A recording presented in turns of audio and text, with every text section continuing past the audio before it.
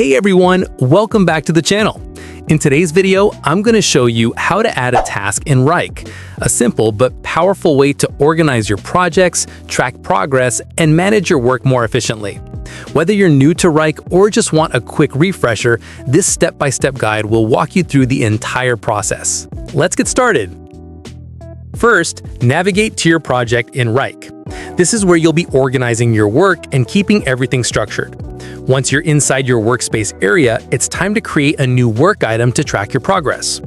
Click on the drop-down menu where you can choose the type of item you want to create. From the list, select Task. This will allow you to create a trackable work element that can have deadlines, assignments, and progress updates attached to it. Next, give your task a name that clearly describes what needs to be done, and then press Enter. Wrike will instantly create the task and add it to your project view. And that's it. You've successfully added a new task in Wrike. From here, you can assign it to a team member, set a due date, add subtasks, or attach files. Whatever you need to keep your workflow on track. If you found this tutorial helpful, don't forget to like the video, subscribe to the channel for more productivity tips, and hit that notification bell so you don't miss any upcoming guides. Thanks for watching, and I'll see you in the next one.